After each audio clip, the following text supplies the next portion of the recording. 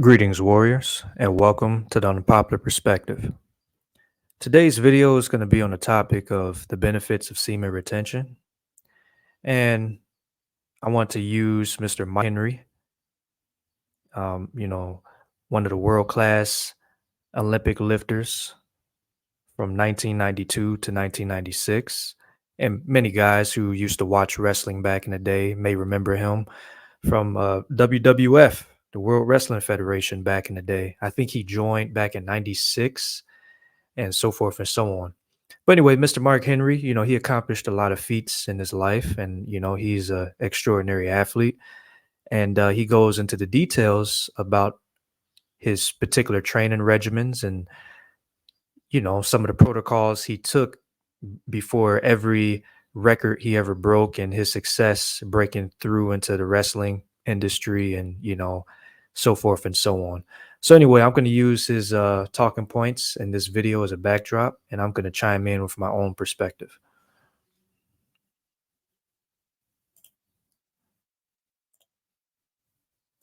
I was a 20-year-old virgin. My whole life was about lifting and about sports.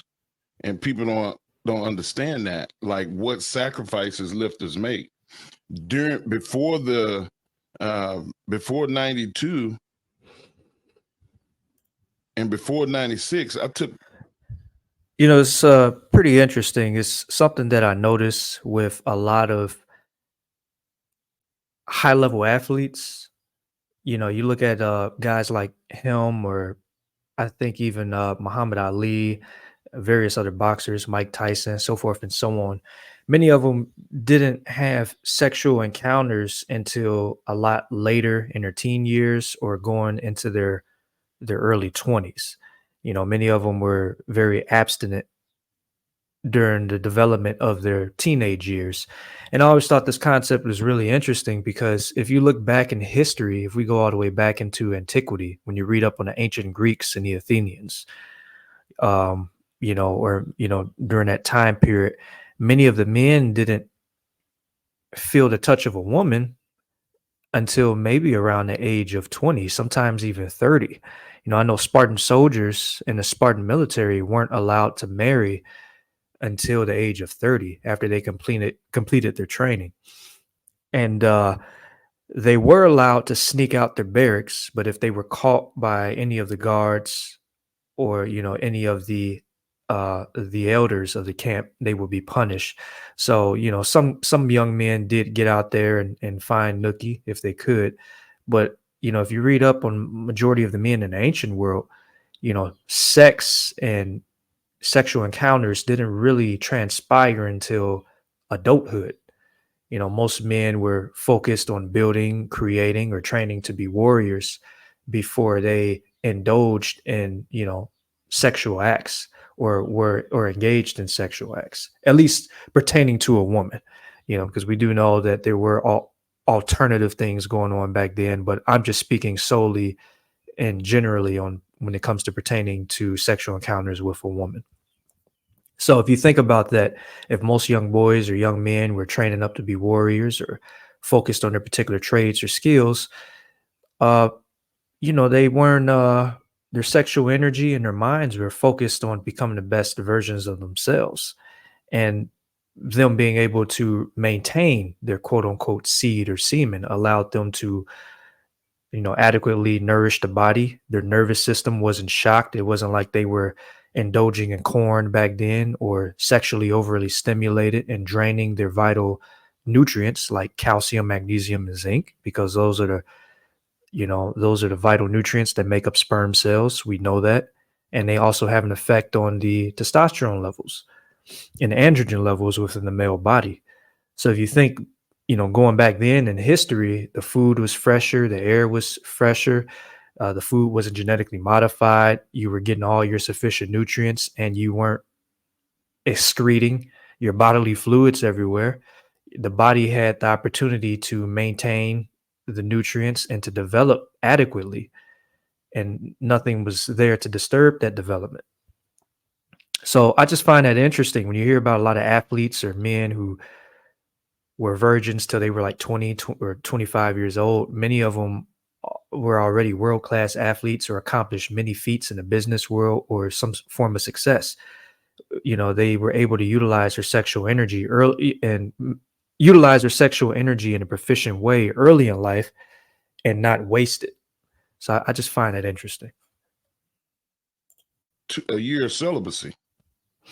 Like I went and lived on an island with only 3 people on the island to train. Wow.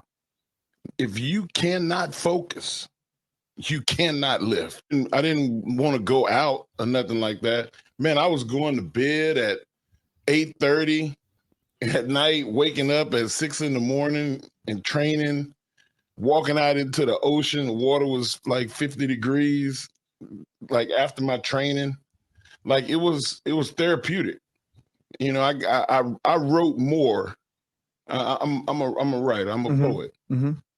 I wrote more in that time than the rest.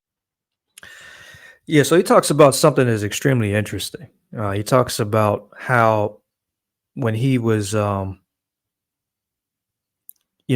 back in, I believe it was between the years of 92 and 96, when he was training for the Olympic Games, he would take a year of abstinence before before he had to perform at those events. And he talks about how he would isolate himself. He went to an island where there was only so many people there, and he isolated himself where it was just nothing but just training, meditating, and getting proper rest. And I think that's extremely important for many young men.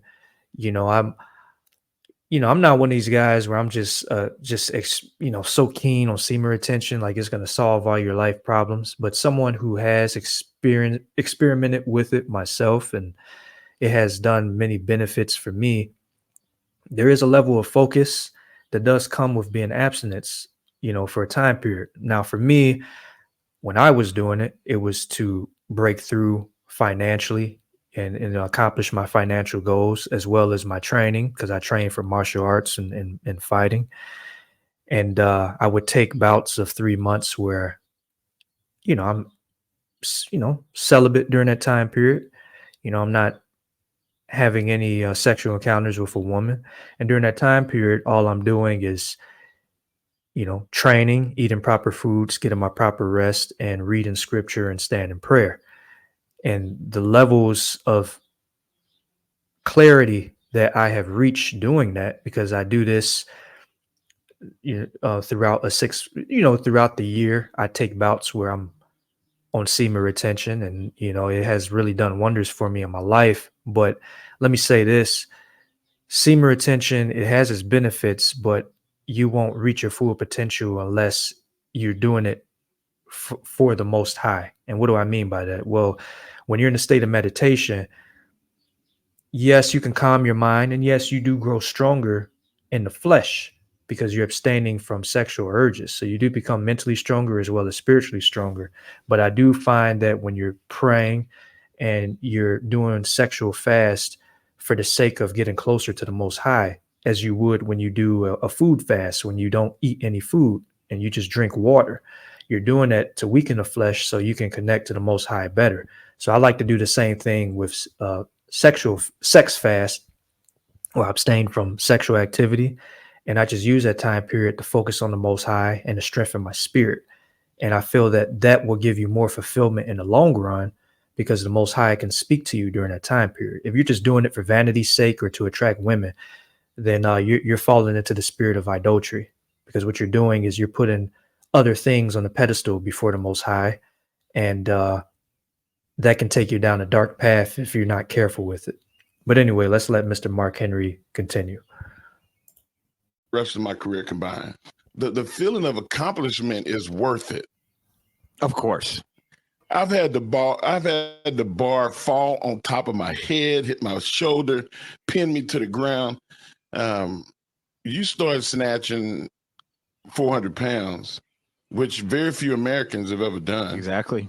That's a big number. It's a big deal. Oh yeah. So I took a lot of pride. I wanted to be the best American lifter ever. And I'm going to be in that conversation every time. Mm-hmm. But man, there was other people that made that sacrifice, and I want the history of. So Mr. Mark Henry talks about something interesting when he was on this journey of abstinence and when he was in isolation and training to, you know, become a world-class Olympic lifter, in the Olympics. He talks about how it was the most fulfilling time period in his life. And he was doing a lot of writing and a lot of thinking and meditation during that time period. And he said he was never able to really get back to that point throughout his entire career because that was the most focused time period in his life. And I think that that's a big thing for a lot of modern day men in this Western society. There's so many distractions, technology, cell phones, so forth and so on. And, or if you have a family, if you have kids, you have a job, it can be very tough. So you have to find moments in life to where you have to take time out for yourself, where you have to cater to yourself. And sometimes you might have to schedule those 2 weeks off from work. You may have to use that vacation time and not go anywhere, right? You might have to use that sick time and to reground yourself and have direction again. Because if you don't utilize that time, if you don't have that peace and that clarity in your mind or within your life, everything is going to be chaotic and you're not going to have any direction. And a man always needs moments of clarity in his life in order to have direction, not only for himself, but to be able to lead others, especially if you have a family and children. They have to be guided and they have to be led. So I just thought that was interesting. And, see, like I said, semen retention, it's beneficial. It's very good. I think brothers should practice it. I just don't think that it should become a vain practice for the sake of trying to attract women. And I don't think semen retention as a whole is to do all be all to a man's success. Now, I do believe that it has its benefits in helping a man develop and to stay focused and spiritually connect to the Most High better, because that's at the end of the day, like I said, that's all it comes down to, is you're doing this not only for your own vain reasons, but to connect to the Most High so that he can guide you within this crazy chaotic life that we live in. And let me also say this, I do believe that men today are weaker due to the sexual distractions and tools that are at our at our whims nowadays. You have corn, and I'm saying that due to YouTube, but you gentlemen understand what I'm referencing to. And you also have the over sexualization of the modern Western day woman, who has given over to her whorish Ishtar or Aphrodite altar, you know, to where everything that the modern day Western woman, everything that she does, it revolves around sex and sexual exploitation of herself. So a lot of men are very hyper over sexualized and hyper overstimulated due to these spiritual attacks that's been thrown at them all the time, every day, from Instagram feeds to women twerking on TikTok feeds to porn to pornography or whatever. It's everywhere. So in ancient times, men weren't exposed to all these things as much. I mean, you had your brothels and you had there were underground places where men would go back then to where they would have their sexual desires fulfilled.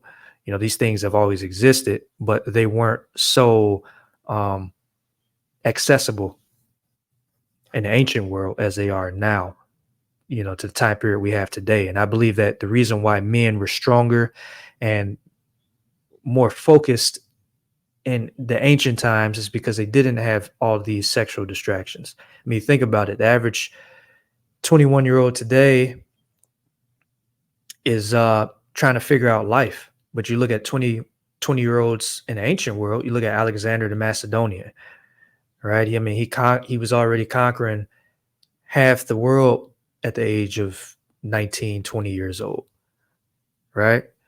You look at, Genghis Khan, conquered the world at extremely young age. You look at King David, he was but just a young man when he was already a warlord, in the region and trying to take the kingship from King Saul, right?